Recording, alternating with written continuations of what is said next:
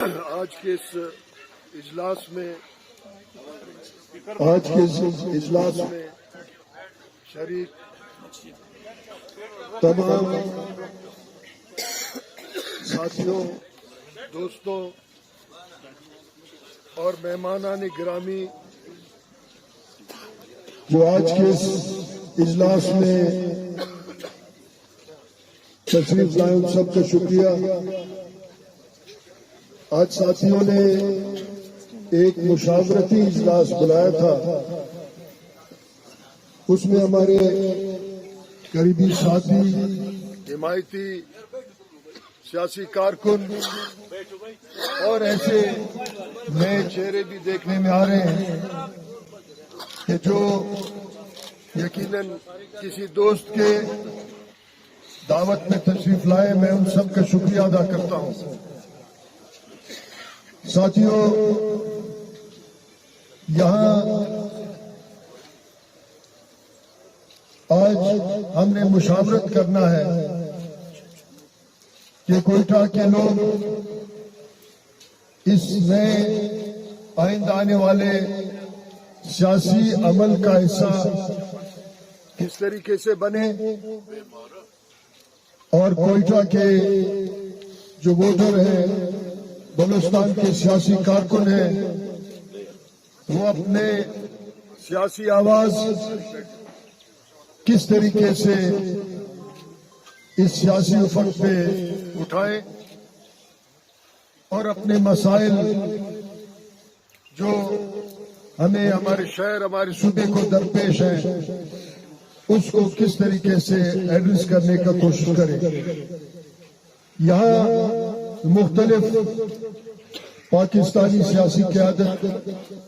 آئے، انہوں نے اپنے اپنے پارٹیوں کی دعوت کی۔ یقیناً آزمائے ہوئے کئی دوست اور ساتھیوں کو ہم نے دیکھا، کیونکہ جب ہم کسی پارٹی کے ذریعے سیاسی عمل کا حصہ بنتے ہیں تو پھر وہ پارٹی اپنے منشور کا یا اپنے مقاصد کا پابند رکھتا ہے، اور اس پابندیوں میں ان کے ڈیل بھی سامنے آتا ہے، اور مکمل طور پہ سیاسی عمل آزادی سے خدمت اور اپنے صوبے کے مسائل پہ بات نہیں ہو سکتا۔ یہاں جب پاکستان کے بڑے لیڈر اور قیادت آئے، ہم نے بار بار ان کو یہ کہا کہ اپنے ساتھیوں سے مشاورت کرنے کے بعد ہم ایک فیصلہ کر سکتے ہیں۔ یہاں راتوں رات ایک پارٹی کسی ایسے شخص نے بنایا جس کے سیاسی عمل میں حصہ ہی نہیں تھا، وہ ریاستی ملازم تھا، آپ کے ہمارے تنخواہوں سے وہ کام کرتا تھا، مگر اس کو پارٹی بنانے کا ایک ایجنڈا دیا گیا۔ حالانکہ سیاسی پارٹی کو عوام، سیاسی کارکن، مفکر، اہل قلم اور دانشور بناتے ہیں، اور ایک سیاسی نظریے اور فکر کی بنیاد پہ بنتا ہے، مگر راتوں رات ایک پارٹی بنائی گئی، اور اس پہ ضمیر والے سیاسی کارکنوں نے بہت واویلا کیا کہ سیاسی پارٹی عوام ووٹر اور سیاسی کارکنوں کے بنیاد پہ بنتے ہیں، مگر یہاں سے ایک مسلط کیا گیا سیاسی پارٹی کو، اور اس سیاسی پارٹی نے اپنے 5 سال گزارے، جتنا لوٹ مار کرنا تھا، جتنے ظلم پہ خاموش رہنا تھا، جتنے لوٹ مار پہ انہوں نے اپنی آنکھیں بند کی، وہ آپ کے سامنے ہے۔ اگر نہیں ہے تو تھوڑا سا غور اس پہ کریں۔ پھر یہ اس مخصوص سرکاری ملازم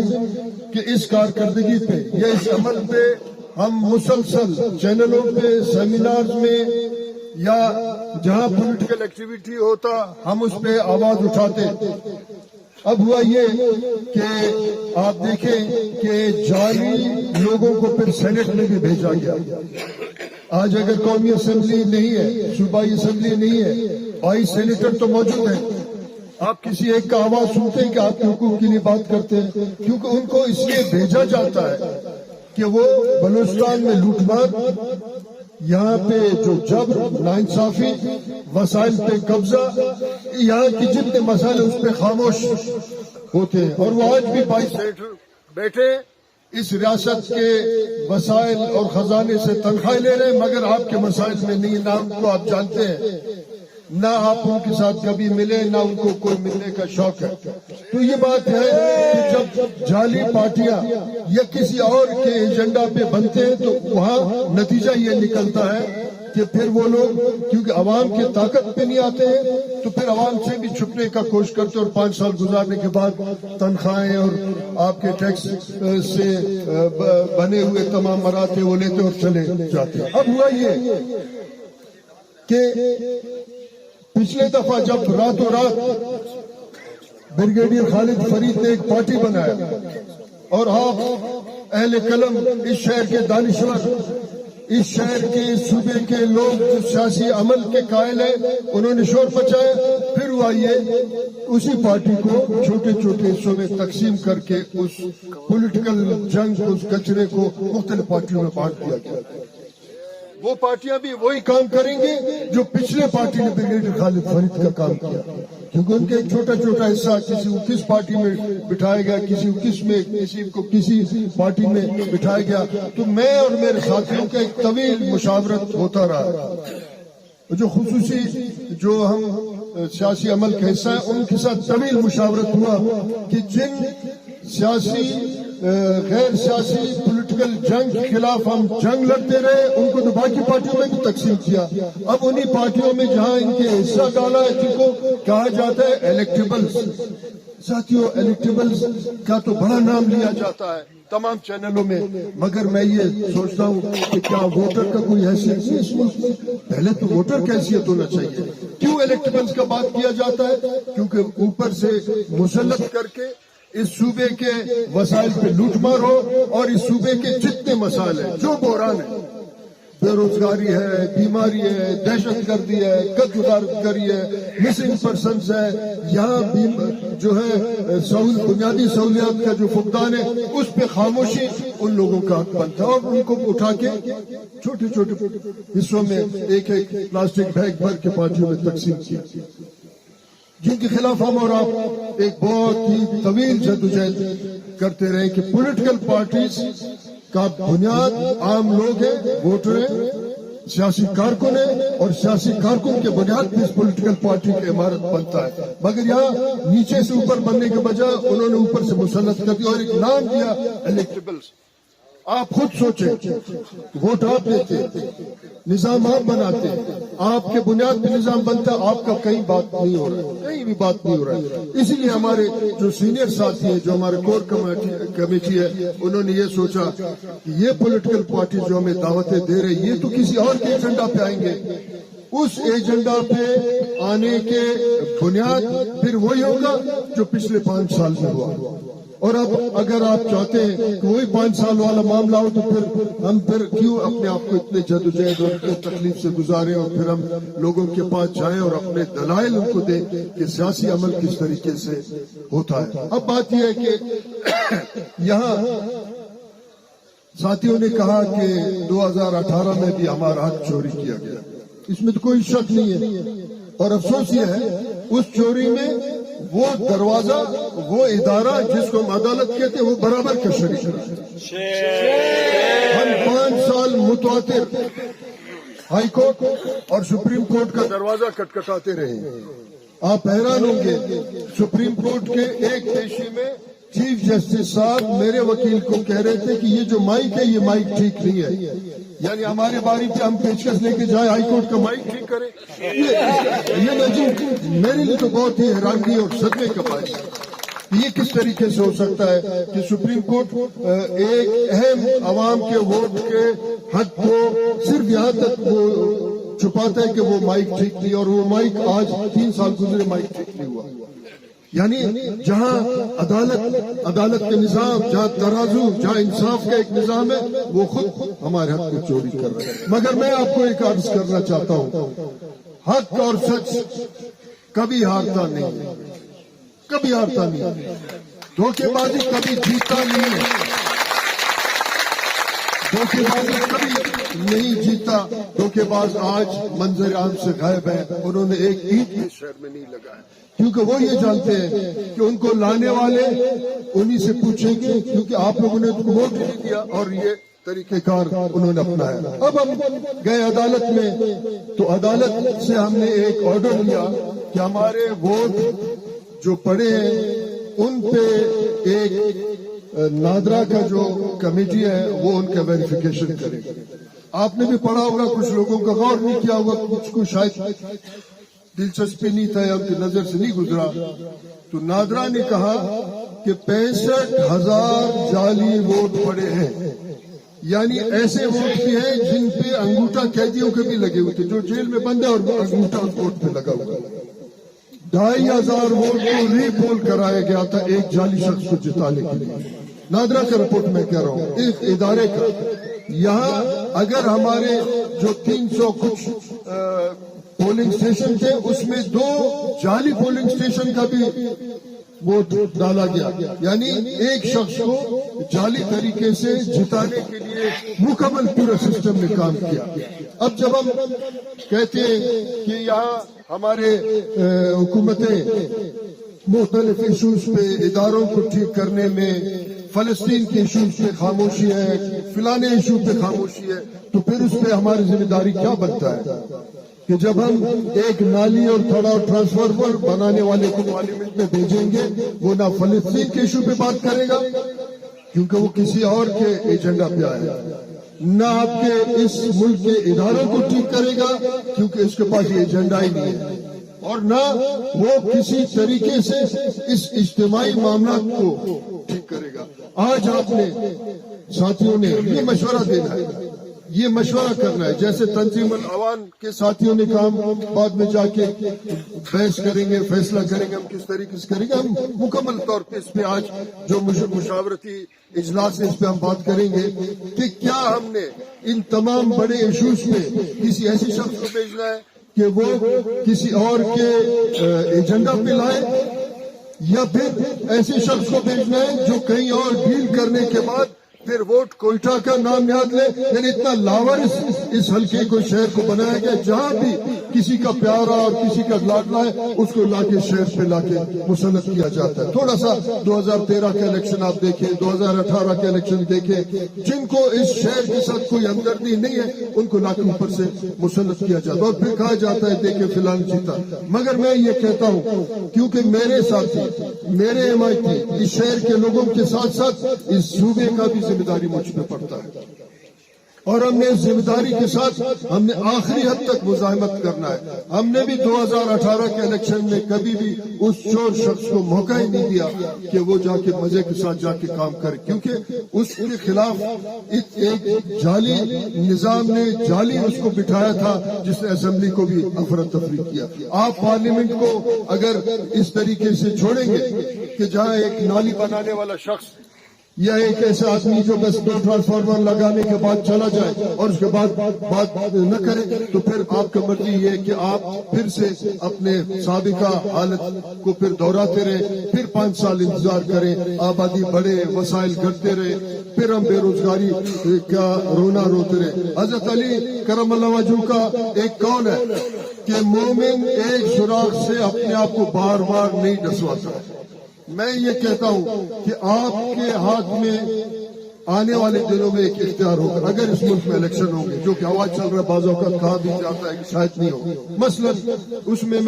کیا کہوں, آپ یا ہم کبھی کسی نجومی کے پاس جاتے ہیں اور اپنے قسمت کا حال سے پوچھتے ہیں. آپ کی قسمت کا حال تو آپ کے ہاتھ میں,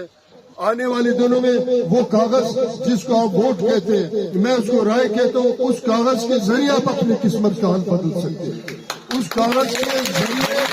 آپ پارلیمنٹ میں فیصلہ بھیج سکتے ہیں کہ وہ سیاسی فیصلہ کرنے والے آپ کے صوبے کے, آپ کے شہر کے, آپ کے محلے کے معاملات کے ساتھ ساتھ بین الاقوامی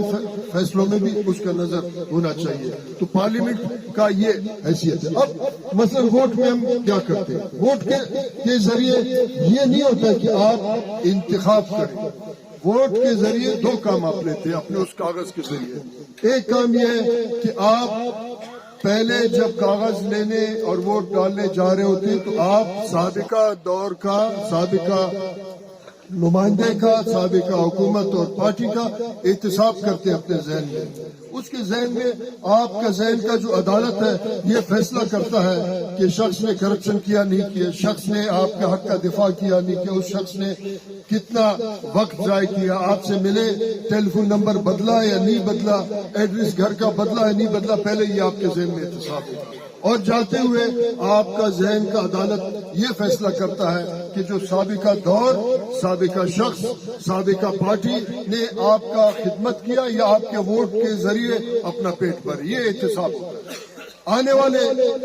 دور کا آپ انتخاب کریں گے, اپنا رائے دیں گے, ووٹ پھینکیں گے نہیں. یہ ایک بہت ہی قیمتی کاغذ ہے جو آپ کے قسمت کے حال کو بدل سکتا ہے یا اس کو ایسے کر سکتا ہے جیسے آج ہم اس ملک میں بحران ہر جگہ کچکول لے کے گھومتے ہیں. کل بھی کوئی بہت بڑا اس ملک کا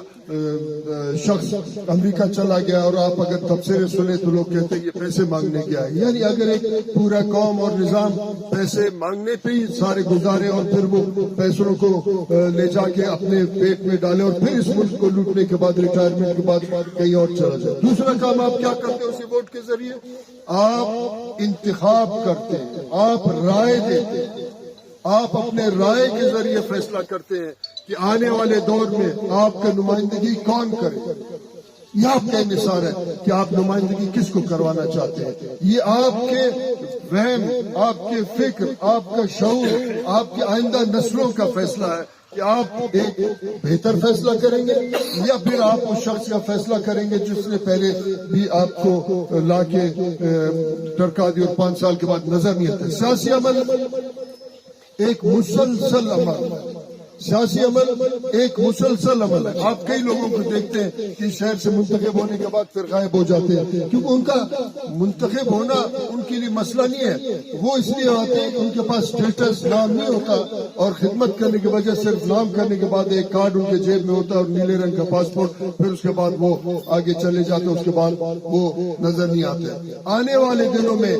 آپ نے اپنے آئندہ نسلوں کا قسمت کا فیصلہ کرنا ہوتا ہے. آنے والے دنوں میں آپ نے یہ فیصلہ کرنا ہوتا ہے کہ آنے والے دنوں میں آپ اس کاغذ کے پرچی کے ساتھ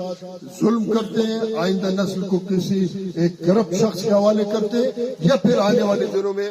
آپ یہ فیصلہ کریں گے کہ ایک جدید دور کا آغاز ہوگا اور آپ اپنے نمائندہ جس پہ آپ بات کر سکے اس کو آپ بھیجیں گے. یہ ہوتا ہے الیکشن اور ووٹ کے طریقہ کار. اب ہم اگر سوچتے ہیں کہ فلاں شخص یا فلاں پارٹی میں ہم جائیں, فلاں پارٹی کے پاس اگر ایجنڈا کسی اور کا ہے, فلاں پارٹی کو اگر ڈیل کے ذریعے لایا جا رہا ہے, تو پھر کیا آپ وہی نتیجہ حاصل کر سکیں گے جو آپ اپنے اچھے نمائندے سے حاصل کریں گے کہ پھر وہ آپ کی خدمت کرے, یا پھر آپ ایک وہ نتیجہ حاصل کریں گے جو ڈیل کر کے جو لوگ اپنے اقتدار کی کرسی پہ آئے ہیں. یہ دونوں میں سے آپ فیصلہ کریں. تو اسی لیے آج کا یہ مشاورتی اجلاس جس میں ہمارے بہت سارے ساتھی, ہمارے کارکن, ہمارے حمایتی اور نئے مہمان بھی آئے, ان سب کا شکریہ کہ آپ آنے والے دنوں میں اپنے دوست, احباب, ساتھی, نوجوانوں کو یہ راستہ دکھائیں کہ ہم نے کس طریقے سے فیصلہ کرنا ہے. کوئٹہ کے حلقے بڑے اہم ہیں, مگر اس کی اہمیت یہ ہے کہ اوروں کو لا کے مسلط کیا جاتا ہے. میں ایک دفعہ پھر آپ کو خبردار کہہ رہا ہوں کہ مسلط کرنے کا کوشش پھر سے کیا جا رہا ہے. آپ پھر سے ایک ایسے شخص کے ساتھ ہوں گے کہ آپ پھر وہ آپ کو مسلط کرنے کا, آپ پہ مسلط کرنے کی کوشش کریں گے, پھر 5 سال آپ نظر نہیں. ساتھ ساتھ یہ ہے کہ ہمارے ساتھیوں کا ایک ٹیم ہے جو پینل بنانے میں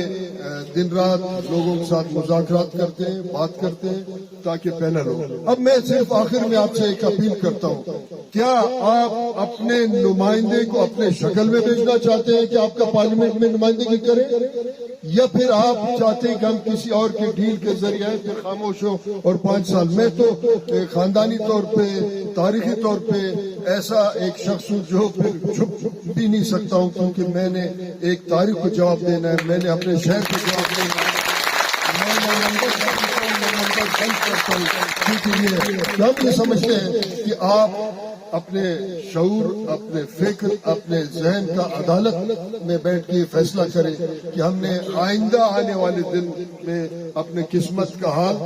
अपने किस्मत का इख्तियार, अपने मुल्क के सियासी अमल के इख्तियार किसके पास हमने भेजना है, या फिर हमने इंतजार करना है कि कहीं न कहीं से किसी कोने से कोई और हमारा फैसला करे, फिर हम जज्बात। यहाँ नौजवान भी बैठे हैं, नौजवानों से सिर्फ एक अपील है कि जज्बाती फैसला एक है कि आप किसी सोशल मीडिया के जज्बात में एक फैसला करें कि ये जज्बात है पाकिस्तान की लहर में तो आपने बहस जाना है, मगर दूसरा बात यह कि जज्बात और हिकमत बाकायदा तौर पे नतीजा खेज होता है। आपने अपने जज्बात के साथ और अपने हिकमत के साथ फैसला करना है, या किसी के जज्बात पे आपने जाके फिर 5 साल अपना जाया करना है। आपने नुमाइंदगी के लिए भेजना है, आपने किसी नाली और ठेकेदार नहीं भेजा है। अब यहाँ ऐसे भी लोग हैं कि कई पॉलिटिकल पार्टीज को ठेकेदार फाइनेंसिंग करते हैं, और आप भी जानते हैं कि इस करप्ट निजाम में जहां ठेकेदार साहब एमएलए सेनेटर एमपी होगा तो ठेकेदारी करेगा, तो फिर ठेकेदारी पाकिस्तान का जो निजाम है वो रिश्वत के बगैर नहीं चलता। क्या एक मुंतखब नुमाइंदा जो ठेकेदारी के बुनियाद पर आके सियासी अमल का हिस्सा बने, क्या वो रिश्वत रोकेगा या उस रिश्वत के निजाम का हिस्सा बनेगा जो ठेकेदारी चलता है? तो ये फैसला आपने करना होगा। आज साथियों के साथ मुशावरत एक दफा फिर आप सबका मशकूर हूँ कि आप तकलीफ करके आए, और वो जो हमारे नए मेहमान हैं उनका भी मशकूर है, मगर हमने फैसला ये करना होगा कि हमने अपना नुमाइंदा अपने शक्ल, अपने एजेंडा, अपने प्रोग्राम के तहत भेजना है, या फिर किसी और के गले में डाल के उसको एक दफा भेजे और फिर अगले 5 साल रोल करें। ये फैसला आपने करना है। यहाँ हमारे साथियों की एक कमेटी है, वो मुसलसल आपके साथ राब्ते में रहेगा। इंशाल्लाह मैं समझता हूँ कि कोयटा के शहरी बलूचिस्तान की नुमाइंदगी की शक्ल में एक अच्छा फैसला करेंगे ताकि बलूचिस्तान की नुमाइंदगी आप हमारे जो साथी मौजूद हैं इस वक्त, उनसे रिक्वेस्ट ये है कि आहिस्ता से तसल्ली से निकले, ताकि ये ना हो कि जो हमारे बुजुर्ग हैं या कोई मरीज हैं या जो साथी बहुत देर से बैठे हैं थके हो, उनको कोई तकलीफ हो, आहिस्ता आहिस्ता निकलते जाएं, बिल्कुल आहिस्ता तसल्ली से, ताकि हम जो है कोई तकलीफ में ना हो, गेट पे भी रश ना हो।